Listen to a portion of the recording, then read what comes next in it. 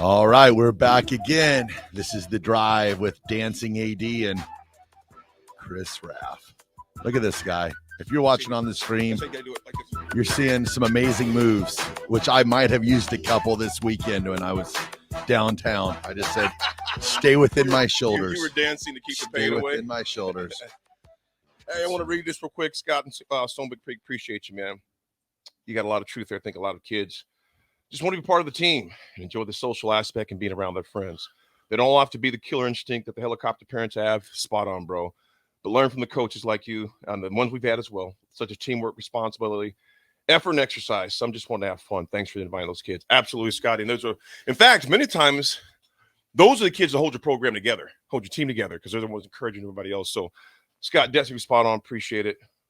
We had a press conference yesterday. Mm-hmm. We did. Nick, you were there. Yeah. I saw you. Oh, yeah? Yeah. Well, yeah, Sipple and I were sitting next to each other. DP was a row behind me. Yeah, we were just chilling there. Had some interesting things from Mickey Joseph. I said this yesterday, guys. Refreshing is the voice. And a lot of people are mad at the media right now because they feel like a lot of the folks asking questions are asking a lot harder questions with Mickey Joseph than they did with Scott Frost. My response to that, and I said this once again yesterday, so I apologize for the folks that were listening to my show yesterday because this is the second time they've heard it. But you are going to get answers and detail-oriented answers out of Mickey Joseph. Mm-hmm. You didn't out of Scott Frost. Mm-hmm. You didn't get those. And so you understood that after working with a coach for 3.5 years, what questions to ask and what answers you were going to get. It was pointless to try to ask a details-oriented question when you're going to get a generic answer. Yep. And that's no knock. That's not a knock against a coach because every coach handles the media differently and shares as much as they want to share. But we know that Scott Frost played everything very close to the vest. And that's fine if you're winning. But when you're losing, prove to us, basically the folks that are the voices of your program or the lifeline from you to your fan base, prove to us that you're going in a positive direction. Right. And that is what Mickey Joseph is doing. Is he's giving us detail-oriented answers, which allows the folks that are writing the articles, the folks that have to ask questions at the press conference, to ask detail-oriented questions. Right. And specific questions, because Mickey Joseph believes and is confident in how he's operating on a daily basis. Mm-hmm. One thing that I heard Ryan Day talk about was he is for all 4 former players coming back for meetings. He's all for media being involved in meetings, And the reason why is because he told a media member one time, I'm so confident in what we do, you can know what's going to happen. You can know how we operate on a daily basis, but I have so much confidence in it that I'm willing to go out there on a Saturday and say, you know what we're going to do, and I've studied well enough to know what you're going to do. Try to beat us, because I have so much confidence in how we operate. Yeah.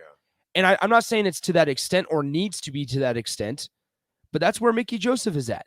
Yeah. Is he has so much confidence in building this thing the right way and orchestrating this thing correctly on a day-to-day basis that he's coming in and saying, listen, he told one of the reporters, we're all family here. Like, let us know. Let me know what my players are talking about, because he has so much belief in himself and in the guys in that room, whether it's coaches and players, right? Because he decides who's in there and he decides who's making plays or attempting to make plays on Saturdays, that he's saying, listen, there's nothing to hide.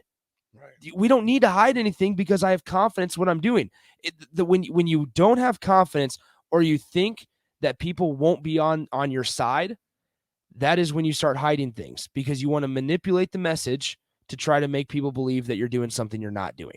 It's kind of like, the auditor, when you're running your business the right way, you're just like, I don't care who comes and audits my books. It's going to be the same thing no matter who looks at it, who sees it. You're that confident on how you're taking care of the details that you're like, doesn't matter to me. Come in and audit. Come look. You're welcome to see it. I'm an open book, like they say. I'm an open book. Yep. What are some of the clips that we have in there that we can play? Let me see what we have here. Let's just go with I think that this is. Well, Tyler, you got to give the guy a chance, man. Come on, Tyler. Come on, baby. It goes, you didn't get a blowout loss under Frost versus OU either. A detailed answer is not progress. Progress is winning games. What you're saying, Tyler, is right. We're talking about the 100% situation. right. You absolutely got to win games, Tyler. No one's ignoring that like fact. the loss against Oklahoma doesn't go on Mickey Joseph. I would argue Indiana's game doesn't go on Mickey Joseph. He's going to put the blame on himself. Tyler goes, I agree.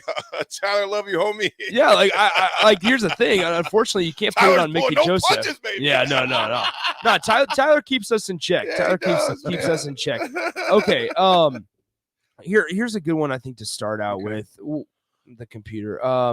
What are a couple things that you've learned so far as the interim head coach? No, that is things I need to fix, is things I need to focus on, and I can't assume anything. That everything from A to Z, I got to make sure that I cross every T, dot every I. I learned a lot from that first game, but it was a quick turnaround for me. But it's no excuse. I got to handle that better than that. Like I said before, I walked up to that mic and I said, "It's on me. It's not on my kids. It's not on my coaches." That was. He ended up finishing at that saying it was on me. Ownership, man.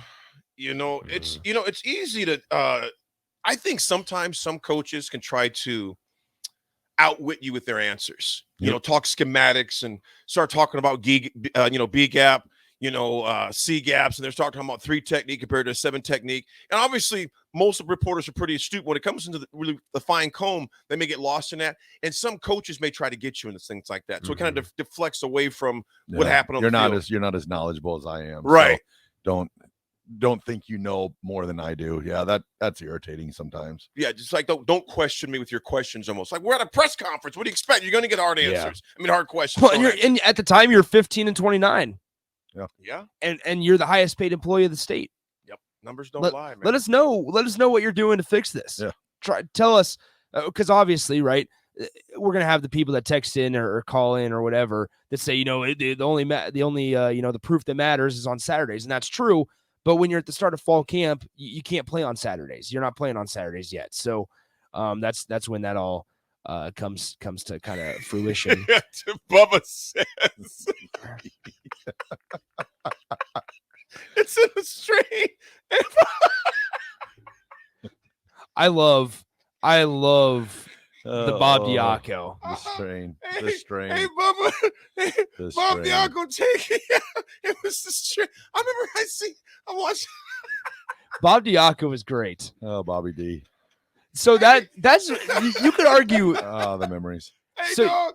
He made it seem like we were just stupid, though. Yeah. He didn't say like it was real deep, like it was just really something mind-blowing. It was the strain. I'm like, bro, I need to try to figure out. What are you talking about? I need to find some Bob Diaco clips. We have plenty in our system. Thanks, the strain. We have plenty of Bob Diaco clips in our system. The only thing was straining was my eyes straining watching his defense play. Oh, the glory days. Okay, so let's see what's next here. Man. What is your plan when it comes to recruiting? We're going to recruit like we're going to be here. That's the right thing to do. So we're going to send coaches out on Wednesday. They're going to be out Wednesday night. Then Thursday and Friday they'll recruit. They'll get back in here on Saturday. The ones who don't have a game, I'll be on the road Friday. I'll be in Monroe on Friday. Be in New Orleans on Saturday. I'll be back here Sunday. No, we're gonna do the job the right way. We're going to do things the right way here. We're not going to sabotage the place, saying that we might not be here. The best thing to do, the most professional thing to do, is to do things the right way. I want to replay this part right here. We're not going to sabotage the place, saying that we might not be here. Not going to sabotage this place. That speaks volume. That speaks volume to how Mickey Joseph operates. I think too, no matter how it all plays out, I think in some way, shape, form, or fashion, Mickey Joseph will be back again next year. Yeah, I would think regardless of how it happens, you got to keep Mick. We're going to take a break and come back because that's a good point right there. I'm not going to sabotage the place. And that's also a very poignant statement. Yep. Raph, take us out. All right, we'll throw it to break. This is The Drive, 93.7 The Ticket.